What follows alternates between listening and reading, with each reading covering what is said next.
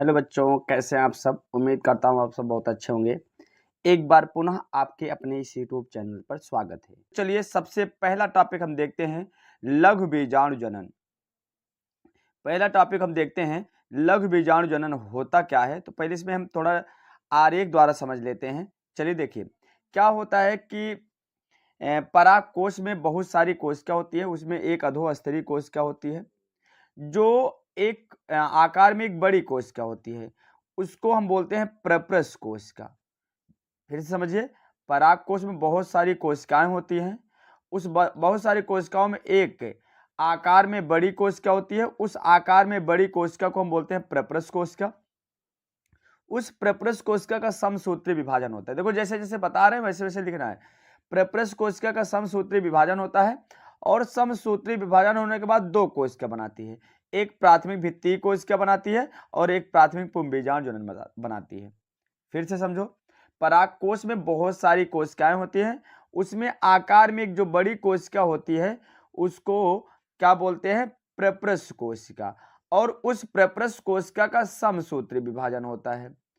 क्या होता है, समसूत्री विभाजन होता है। और जब समसूत्री विभाजन होता है तो वह दो प्रकार की कोशिका बनाती है, एक प्राथमिक भित्तीय कोशिका और एक प्राथमिक पुंबीजाणु जनन।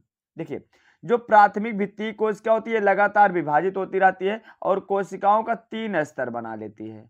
कितने स्तर बनाती है, 3 स्तर, जिसमें होता है पहला बाह्य स्तर, दूसरा मध्य स्तर होता है और तीसरा टेपिटम होता है। देखिए बाह्य स्तर का काम क्या होता है, जो परागकण होते हैं, जो परागकण माने अर्थात लघु बीजाणु का मतलब क्या होता है, परागकण, उसी को सुरक्षा प्रदान करना होता है। मध्य स्तर का काम क्या है, मध्य स्तर काम क्या है, जो परागकण होते हैं उसको पोषण प्रदान करना। और जो टेपिटम होता है, टेपिटम का जो कार्य होता है वह विकसित हो रहे परागकणों को पोषण प्रदान करना होता है। अब इसका जो दूसरा भाग होता है प्राथमिक पुंबीजाणु जनन, ये क्या होता है, प्राथमिक पुंबीजाणु जनन जो होता है मात्र कोशिका की तरह कार्य करता है, जो 4 परागकणों का निर्माण करता है और यही 4 परागकण बहुत सारे परागकणों का निर्माण कर लेती है। देखिए यहाँ पर दिखाया गया है जो कोशिकाओं का 3 स्तर बना, प्राथमिक भित्तीय कोशिका के 3 स्तर, ये बाह्य स्तर है और ये यहाँ पर परागकण है और ये परागकणों को टेपिटम क्या कर रहा है, पोषण प्रदान करता है। और इसका मध्य स्तर होता है, मध्य स्तर में 1 से 3 परत होते हैं। इतनी बातें समझ में आई, यही लिखना है, आरेख द्वारा आप समझा के लिख सकते हो। चलिए अब यही चीजें यहाँ पर लिखा गया है तो समझ लेते हैं। देखिए पराग कोश में बहुत सारी कोशिकाएं होती है, जिसमें एक कोशिका जो आकार में बड़ी होती है प्रप्रस कोशिका कहलाती है, जिसका समसूत्री विभाजन होता है और वह दो कोशिका का निर्माण करती है, प्राथमिक भित्तीय कोशिका व प्राथमिक पुंबीजाणु जनन कोशिका। इतनी बातें समझ में आई। अब क्या होता है, प्राथमिक पुंबीजाणु जनन मात्र कोशिका की तरह कार्य करती है और अर्धसूत्री विभाजन के दौरान 4 परागकणों का निर्माण करती है। और इस प्रकार ये 4 परागकण और विभाजित होकर के अनेक परागकणों का निर्माण कर लेते हैं। जबकि जो प्राथमिक भित्तीय कोशिका होता है वह लगातार विभाजित होता है और विभाजित होकर के कोशिकाओं का समूह बना लेता है, जिससे कोशिकाओं के 3 स्तर हो जाते हैं। अब वो 3 स्तर कौन कौन से हैं देख लेते हैं। यहाँ पर देखिए बाह्य स्तर, पहले कौन सा है, बाह्य स्तर। बाह्य स्तर का काम क्या है, यह पराग कणों को सुरक्षा प्रदान करती है। दूसरा जबकि मध्य स्तर है, मध्य स्तर का काम क्या होता है, इसमें 1 से 3 परत होता है। मध्य स्तर में कितना परत होता है, 1 से 3 परत होता है और यह नष्ट होकर के पराग कणों को पोषण प्रदान करती है। जबकि जो टेपिटम होता है यह विकसित हो रहे पराग कणों को पोषण प्रदान, माने जो परागकण विकसित हो रहे होते हैं, जो लघु बीजाणु विकसित हो रहे होते हैं उनको पोषण प्रदान करता है। तो इतनी बातें समझ आई। ये इंपॉर्टेंट क्वेश्चन था तो नोट डाउन कर लीजिएगा। अगर आपको पीडीएफ चाहिए आप स्क्रीनशॉट लेते जाइएगा, बाकी अगर आपको पीडीएफ चाहिए तो आप टेलीग्राम चैनल से जुड़ सकते हैं। चलिए दूसरा इंपॉर्टेंट क्वेश्चन है गुर बीजाणु जनन। पहले इसका हम डायग्राम समझते हैं। देखिए गुर बीजाणु जनन में क्या होता है, इधर देखिए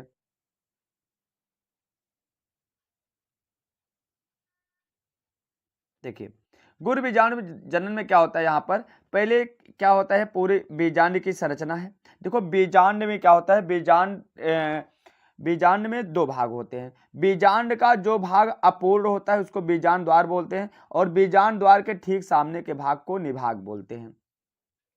इसमें क्या होता है, जो बीजांड काय होता है, ध्यान समझिए, इसमें बीजाणु जनन कोशिका होती है और ये भ्रूण कोश है और ये बीजांडकाय है। अब प्राथमिक भित्ति कोशिका, बीजाणु जनन कोशिका का क्या होता है, समसूत्री विभाजन होता है और 4 कोशिका बना लेती है। कितने कोशिका बनाएगी, 4, और 4 कोशिका में 3 कोशिका नष्ट हो जाती है। 3 क्या हो जाती है, नष्ट हो जाती है।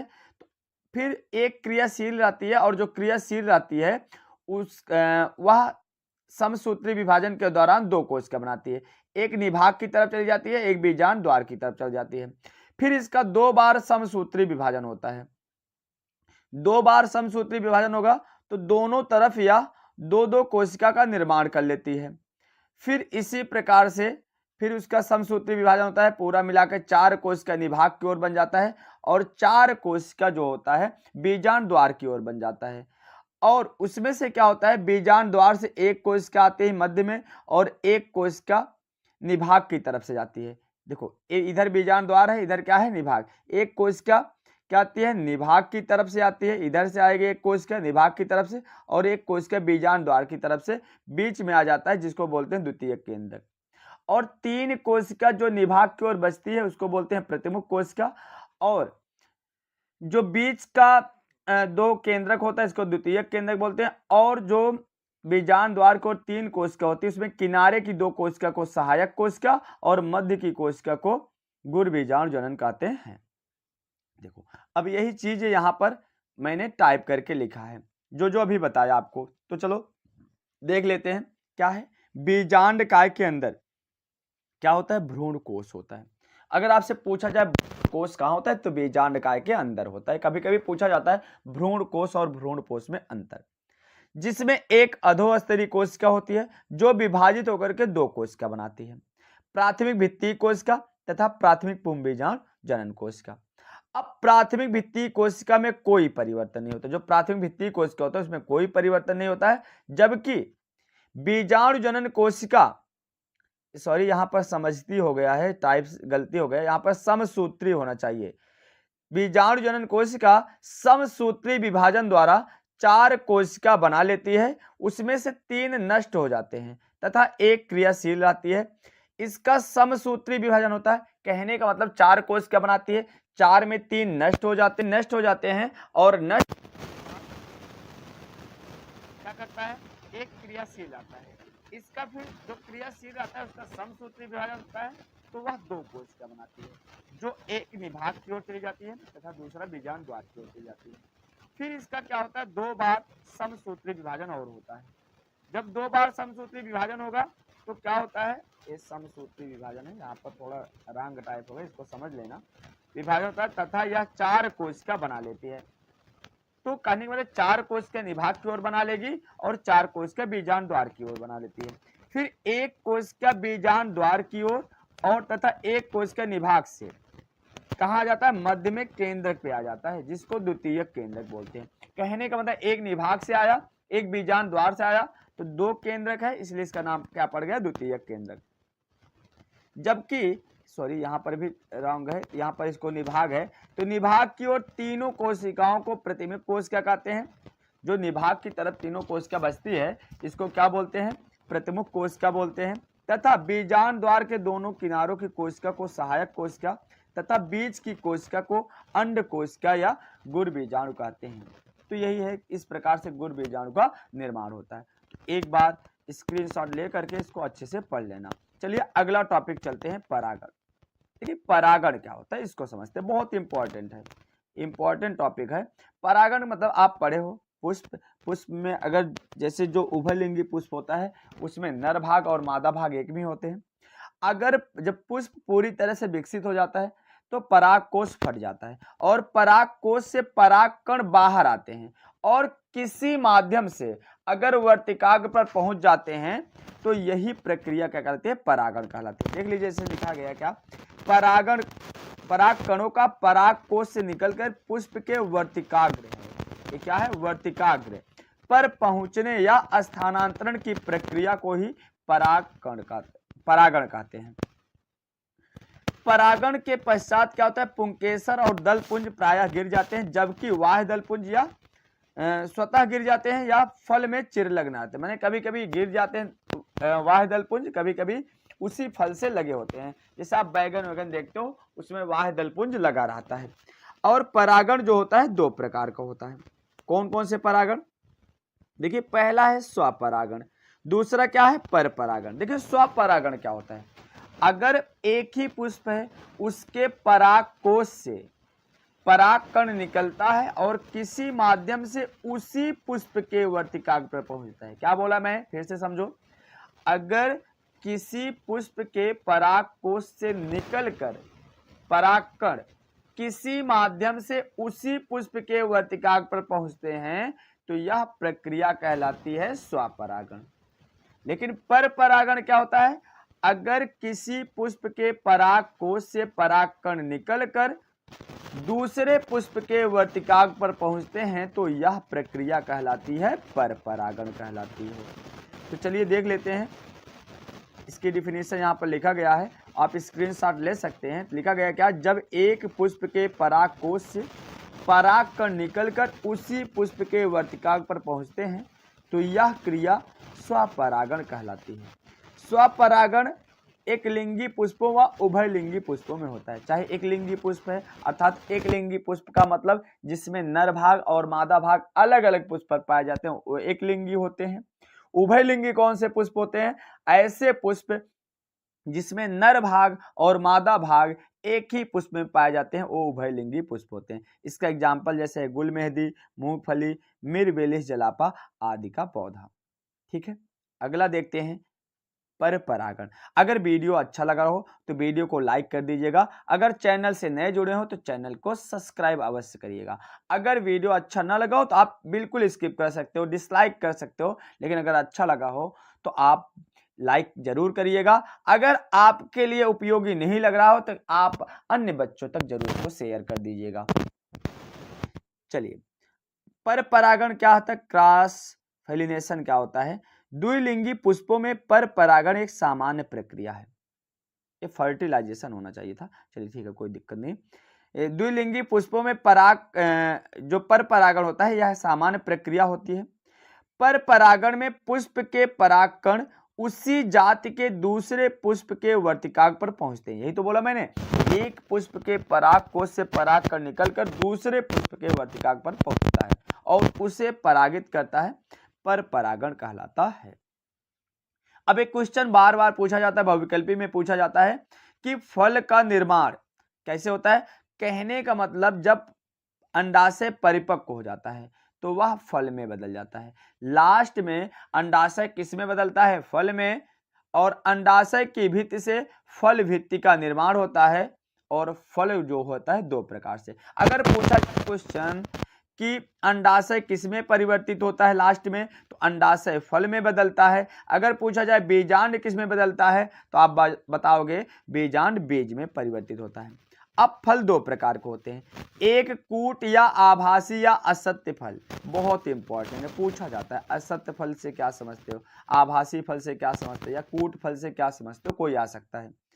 क्या होता है कि कुछ पादपों में, कुछ पादपों में फल के निर्माण में पुष्प के अन्य भाग जैसे पुष्पासन, दलपुंज या बाह्य दलपुंज आदि भी भाग लेते हैं। कहने का मतलब कि अंडाशय के अलावा भी जैसे पुष्पासन हुआ, दलपुंज हुआ, बाह्य दलपुंज हुआ, ये भी फल के निर्माण में कभी कभी भाग लेते हैं किसी किसी पुष्प में। ऐसे ही फल को हम असत्य फल कहते हैं, जैसे सेब हुआ, स्ट्रॉबेरी हुआ, नाशपाती हुआ, ये सब असत्य फल में आते हैं। और पूछा भी जाता है असत्य फल का कोई दो उदाहरण दीजिए, तो लिख देना सेब, स्ट्रॉबेरी, नाशपाती।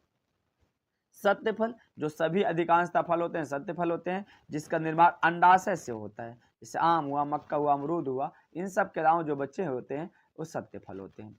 ये भी क्वेश्चन इंपॉर्टेंट है। असंग जनन से आप क्या समझते हो? मोस्ट इंपॉर्टेंट है। वीडियो कैसा लग रहा है दोस्त, कमेंट करके अवश्य बताइएगा, क्योंकि अब आपको हर चैप्टर का ऐसे 160 पीडीएफ नोट्स के साथ मिलेगा। आप अपने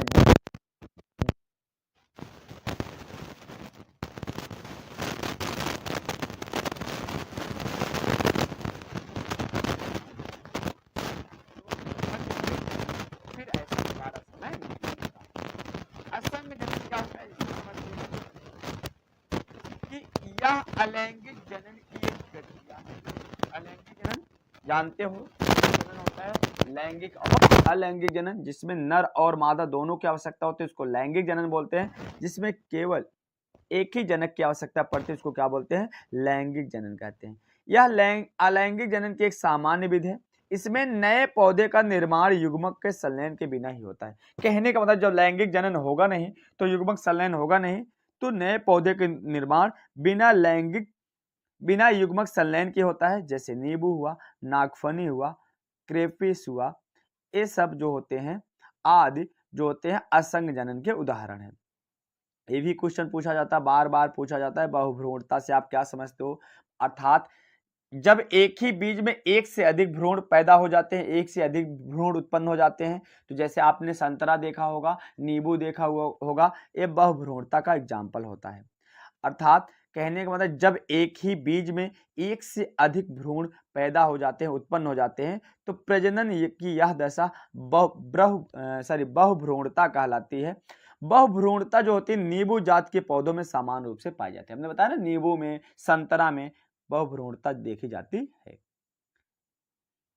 अब लास्ट चलते हैं। अब दो संरचना बहुत इंपॉर्टेंट पूछी जाती है, एक परागकण की संरचना इस चैप्टर में, एक बीजांड की संरचना, तो देख लेते हैं। तो पहले हम देखते हैं परागकण की संरचना। देखिए, अगर आपको दिखाएं, देखिए आप देख रहे होंगे परागकण की, देखिए परागकण में जो होते हैं दो आवरण होते हैं। कितने आवरण होते हैं? दो आवरण। मैं यहाँ पर बना के दिखा दे रहा हूँ, देखो यहाँ पर बना हुआ है। तो दो आवरण होते हैं, एक बाह्य आवरण होता है, एक अंतः आवरण होता है। देखिए जो बाह्य आवरण इसको बाह्य चोल भी बोलते हैं, और बाह्य चोल जो होता है स्पोरोपोलेनियम का बना होता है।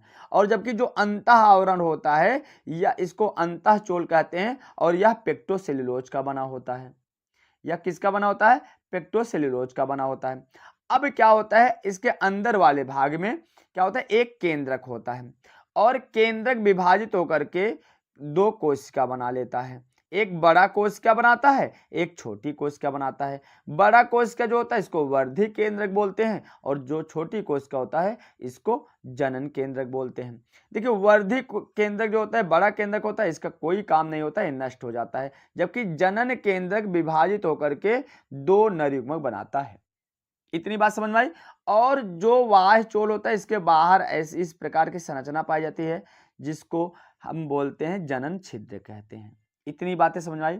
तो परागकण में दो आवरण होते हैं, एक बाह्य चोल और एक अंतः चोल। बाह्य चोल स्पोरोपोलिनियम का बना होता है, कभी कभी क्वेश्चन पूछा जाता है। अंतः चोल किसका बना होता है? पेक्टोसेलुलोज का बना होता है। अंदर इसके अंतः चोल में एक क्या होता है, केंद्रक होता है, जो विभाजित होकर के दो कोशिका बनाता है। और यह दो कोशिका, एक बड़ा कोशिका होता है, एक क्या होता है, छोटा कोशिका। बड़े कोशिका को वर्धी केंद्रक बोलते हैं, जो इसका कोई काम नहीं होता है। जबकि छोटा कोशिका जो जनन केंद्रक होता है, दो नर युग्मक बनाता है। इस प्रकार से परागकण की संरचना थी। इसको स्क्रीनशॉट लीजिए, फिर आगे बढ़े। लास्ट है बीजांड की संरचना। देखिए आप जानते हो बीजांडकाय, बीजांडकाय जो होता है मध्य भाग होता है, ठीक। तो बीजांड का जो मध्य भाग होता है बीजांडकाय कहलाता है। एक बाह्य आवरण होता है बीजांड का। तो मध्य भाग में क्या होता है, भ्रूण कोष होते हैं। याद रखना, बीजांड में ही, बीजांडकाय में ही भ्रूण कोष पाए जाते हैं। और भ्रूण कोष में, तो बीजांड का आवरण जहां अपूर्ण होता है, देखो इस साइड अपूर्ण है, उसको बोलते हैं बीजांड द्वार, और इसके ठीक सामने के भाग को बोलते हैं निभाग बोलते हैं। ध्यान समझना, बीजांड का जहां भाग अपूर्ण होता है उसको बोलते हैं बीजांड द्वार, और उसके ठीक सामने के भाग को बोलते हैं निभाग बोलते हैं। और भ्रूण कोष में तीन कोशिका बीजांड द्वार की तरफ होती है, और तीन ही कोशिका निभाग की तरफ होती है, और बीच में दो केंद्रक होते हैं, जिसको एक कोशिका बोला जाता है, इसको द्वितीयक केंद्रक बोलते हैं। और जो निभाग की ओर तीनों कोशिका होती है, इसको प्रतिमुख कोशिका बोलते हैं। इसको क्या बोलेंगे? प्रतिमुख कोशिका। और जो बीजांड द्वार की ओर कोशिका होती है, उसमें किनारे की कोशिका को, जो किनारे की कोशिका होगी दोनों कोशिका को, उसको सहायक कोशिका, और जो मध्य कोशिका होती है उसी को अंड कोशिका या गुड़ बीजाणु कहते हैं।